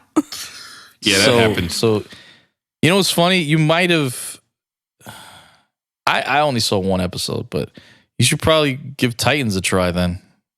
Oh, we watched like 2 episodes, but I have to go back because I missed a lot. Wait, of season 1? Is there 2 seasons? Yeah, motherfucker, there's 2. Yeah. Oh, that sounds like a lot of work. I'm gonna do it. I'm gonna binge all the DC Universe stuff because I have time now. That's what I'm saying. I have to watch Stargirl. Wait, but that counts as your binging? That's my binging. That's her. That was her idea. Yeah. I don't know. Do you have a different one? You got Mike. You got what you binging? Oh, okay. I've been watching a lot of old basketball games thanks to thanks to ESPN's like a lot of basketball footage. Thanks to the Ocho's fucking The Last Dance documentary that started last Sunday and continues this weekend. It was more than 1 episode. Oh, is this some Michael Jordan? It's a 10-part. It's a 10-part docuseries. Jeez, that's more than OJ. But they show 2. They show 2 episodes a week, so it's a 5-week thing. How long is an episode? It's an hour. Oh my God. Okay. But with commercials, so it's really like 45 minutes. But it's for even if sports was full on happening. Even if, we had sports happening right now. Yeah. This would still be what everybody's watching. So since there are no sports, it is what every sports fan is watching. And it was real cool being with my nephews and listening and watching it together online because it's as close to like a sporting event as we're going to get. And it's just nice to revisit or get such a candid look behind the scenes at a player and a team that is more legend than reality for a lot of folks. I heard it goes it's really good. I heard it goes in and people are like, oh my God, things are coming to light. Yeah, it's really good. because Michael Jordan has always been very careful with his public image. He's very much been calculated from the very beginning of his basketball career, even going back to college, with who he portrayed himself to be.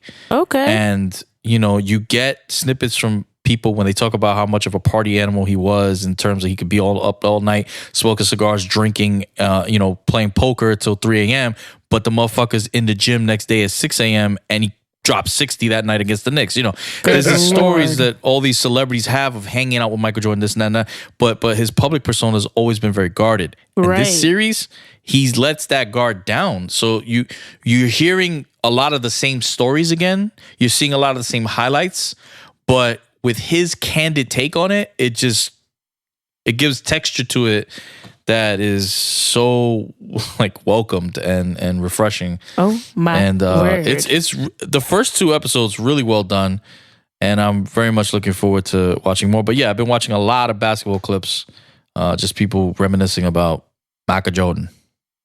I should watch it. We're related, so stop.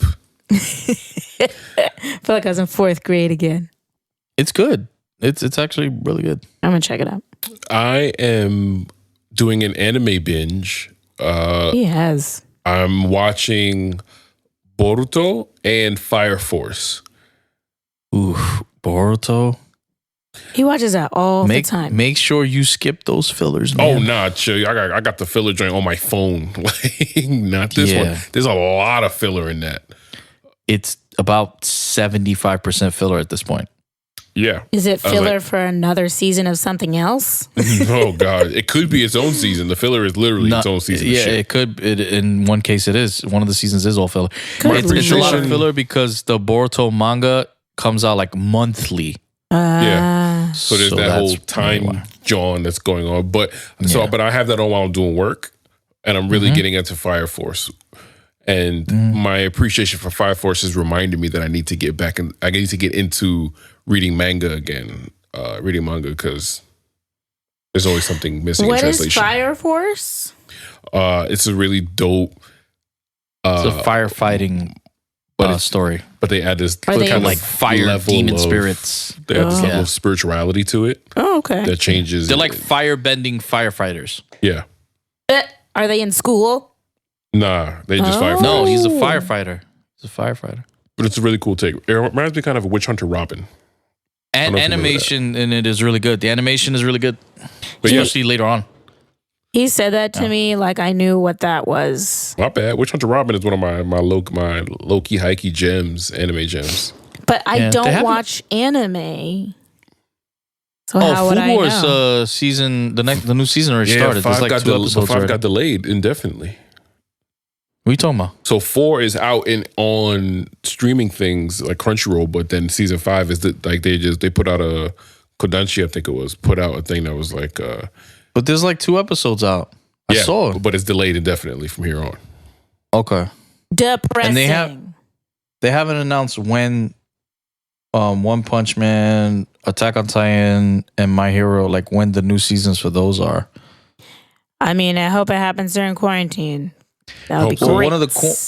One of the running jokes of quarantine is that a lot of people are using this time to catch up on The Impossible on One Piece. And honestly, I'm like, France, if you look, honestly, France? I mean, yeah. Add One Piece to that shit. It's worth, man. It's worth. All right. Well, keep binging, people. Let us know what you're binging. Maybe we can binge it too. Hopefully this gave you guys some good ideas. It's only 1,000 episodes. Oh, awesome. We're going to go into some trailers because it's been so long since we've seen the trailers. Really quickly, because we don't want to keep you guys forever. Capone. There's a Capone trailer. I'll watch anything with Tom Hardy, but the trailer seemed to me that he doesn't have any lines. He doesn't speak very much in the trailer. He stares in front of cameras with a cigar in his mouth with prosthetics on. And I was like, I see. I mean, I'm loving it. You're giving me a lot. But he said 3 lines in that whole trailer. And I was like, is this how the movie goes? This everyone movie, talks around you. this film looked like the acting attempt from Tom Hardy. Like, I know he can act, but this movie, I take it as that. He's like, I would like an Oscar, please. I'm not going to say I started laughing when I watched because it gave me Tom Hardy is Dick Tracy in Capone. It was like OD levels of, I didn't know how to read it. I was like, I know my guy is great, but I was like, yo, what he is the playing fuck is happening? Capone with dementia. That's what's happening here. Yeah, the supposed final years of Capone. Yeah, toward but the like, back how end. hilarious But is then that? he's giving me OD Dick Tracy. I'm waiting for the first two-way radio. line. First of all, I need a Dick Tracy reboot ASAP. Actually, For sure. Oh my God. Second, the first line in the trailer is like, you know, the difference between Al Capone and Adolf Hitler. Oh yeah, Hitler's dead. Hitler's dead. I was like, I'm like, damn. Houseway. I feel like there's a lot of differences. Damn.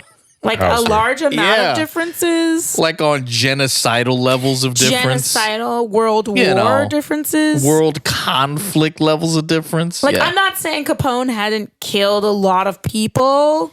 Right. But I don't know if he was like, I'm the best and all the Jewish people should die. Later this week, coming from Al think that's what Capone, I the think he triumph was for the like- gabagool. I think he Like, wanted money you know, and sure, know dominate the neighborhood.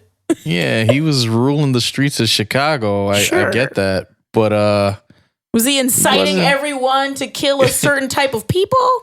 no. Just people who owe him think money. So. I don't think so. Did he coin putting cement in people's shoes? Probably. Sleeping with the fishes. They're underwater. I mean, I might go see it just because, you know, I love my Toms. But I don't know. It didn't excite me. It looked kind of funny. It's a great cast. Yeah. Oh, yeah. Tom McLaughlin in the building. Totally. What's his name? Who was the one that I was like, Matt Dillon? Is that his name? Matt. Yes. Yes. Look at you. Matt Dillon. He has not aged since like Wild Things. 1999. He looks insane. Wild Wild Things. Things. Wow, that's a hell of a movie. It's like I'm Wild like, Things, Crash, Capone. How Same come guy. he That's a hasn't hell of a changed? flashback. I don't Wait, understand. who was in it. that? Nev Campbell and who's the other girl? Nev Candle.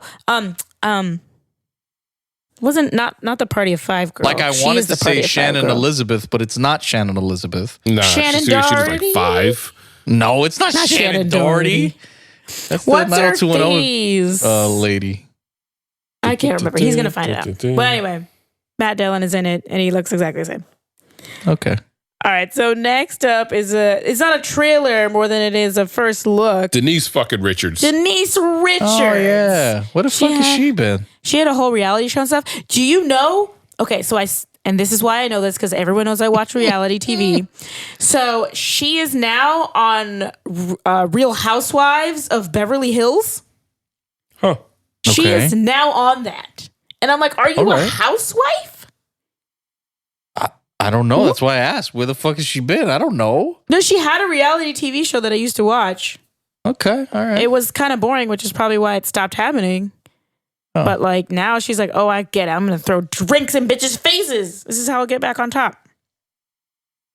Anyway, okay. So there's a movie coming out called, I don't know if it's called Enola Holmes. Is it called Enola The book was Holmes? called Enola was a outright. book. So It was a book. It's being a movie.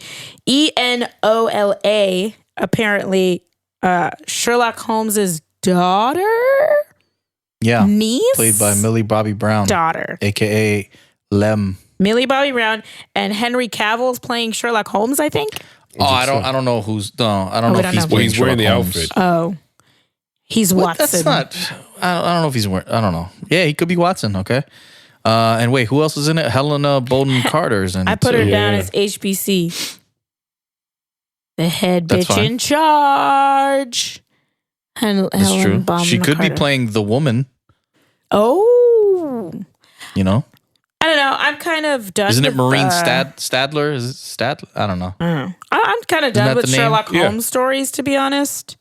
This is I'm- not a Sherlock Holmes story. How Yeah, dare you? This is okay. the story of an independent woman, his daughter. They were like Sherlock Holmes, but make it a lady.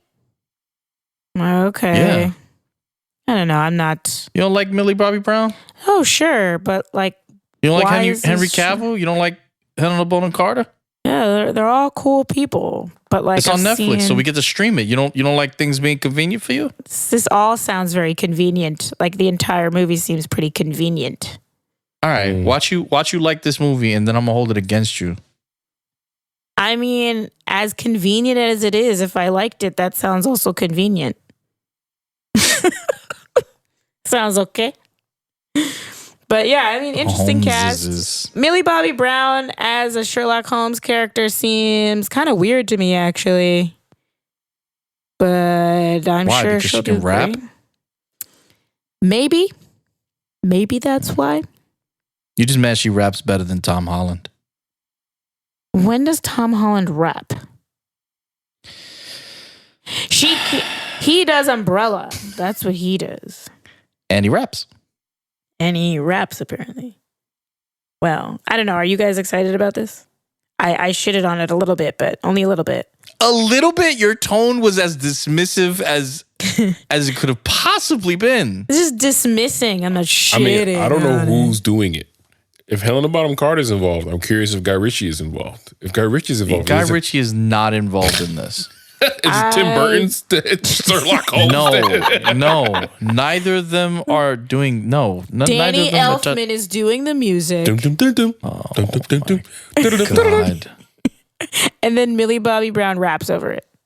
Wow. Too far? Yeah. What else we got on the docket? He's like, moving on. This one is the trippiest of trippy trips. Midnight Gospel. And when I say this, it's because if you haven't seen the trailer, this animated character sticks his head inside of a vagina, and like the world is like amazing. If you have no idea what's going on, there's colors, there's big things eating other things. It's like a whole nother dimension of, I'm sure, what you think is nonsense, but all has everything to do with each other because it's fucking Pendleton Ward. So it's the deep waters of Adult Swim.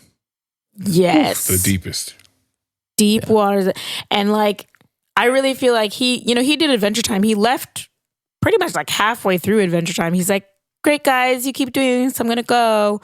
And then he was like, I'm going to have this stream of consciousness cartoon that he's been cooking up. The cartoon looks like drugs. Like, it's very much all the surreal imagery, music, and I don't know what the premise is of the show. No. But it's from the mind of Pendleton Ward, so you know it's going to be packaged to look colorful and sweet, but it will have a very crunchy center of existential, theological, philosophical, challenging ideas that hopefully will be entertaining to experience. That I love. That's what I love about Adventure Time. It was like so trippy and the weirdest things happened and they made me laugh, but then somehow it was like connected to this thing that happened 5 episodes later. And I was like, oh shit, that was actually important. Yeah. There was always a deeper, darker criminal link.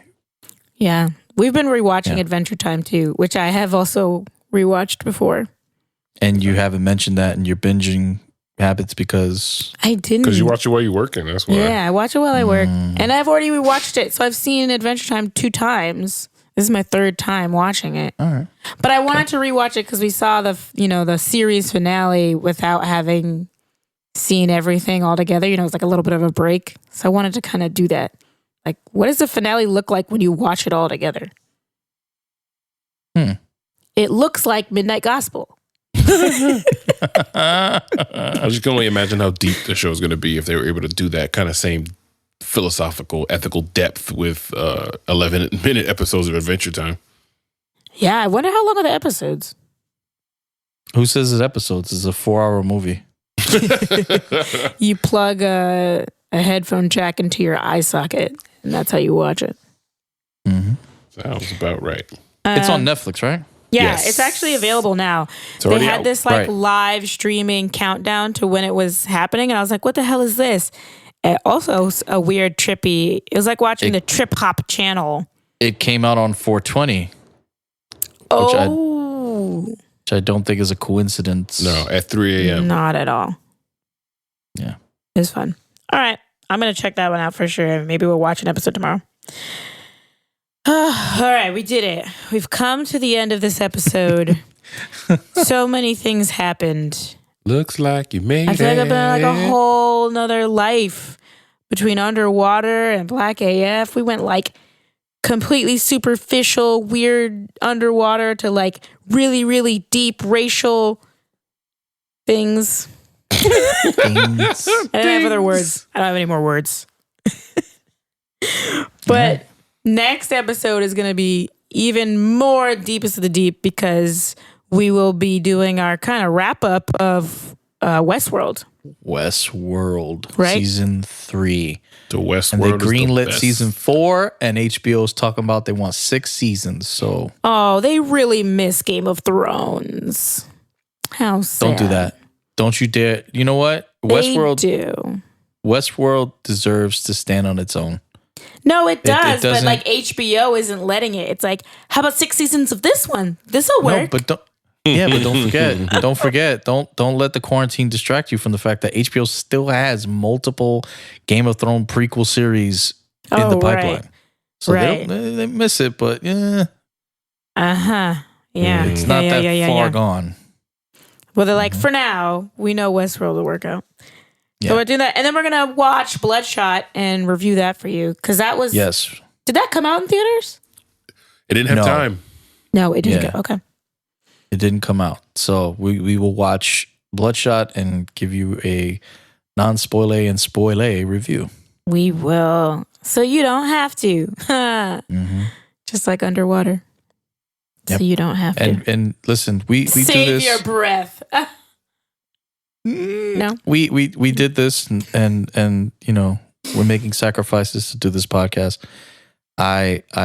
We missed the live watching of Guardians of the Galaxy Volume 2, the watch along with James Gunn and Mantis and some others from the movie. I legit did not even know that was happening. I knew it was happening. Volume 1 they did it and it was cool. James Gunn gave a bunch of insight and Easter eggs and stuff about making the film, even dropped some news about Volume 3. And now, you know, I'm going to go on Twitter and see what gems were dropped tonight. Okay. Wow. What do you mean? It's like a director's commentary live. I mean, it's really cool. I just didn't even know it was happening. I would have been like, let's do this later or something. No. Fuck no. He ain't giving us premiere tickets. In the world of commentary, everyone should watch Tropic Thunder with the actor commentary. It is the best movie besides the movie itself. Again. Yeah. All right. Check you all next time. Thanks for listening. Stay safe. Yes. Yeah. Make sure you share, like, subscribe, write a comment. I really want to know what people think about this, and no one ever writes comments, so write a comment. They do it mentally. But how am I supposed to know? That's what I'm saying. I don't have the telepathy. I don't have it. All right. Bye. Later, guys. I promise to drink more or at all. I know. France drank for all of us. I'm good. No, he didn't drink for all of us. Okay, he drank for me. He's still conscious, so he didn't drink for me. He did not drink for Mike. That is absolutely true. And you know what? One day we'll do the thing I want to do. What is the thing you want to do? Drunk recaps. Yeah. Okay. Coming next month. Woo! I don't know if we can do that next month. Quarantine allowing. Just gonna get drunk alone in our houses and recap a movie. Sounds doable. I was gonna say that sounds like the most doable thing. What do you mean? We'll work it out. We'll work it out next month. We can do it. We can do it. We put the movie on and then we zoom it. We'll figure it out. Drink a lot of whiskey. All right, yo. All right. Good night. All right. If you're listening to this Good night. What if they're listening to this in the morning?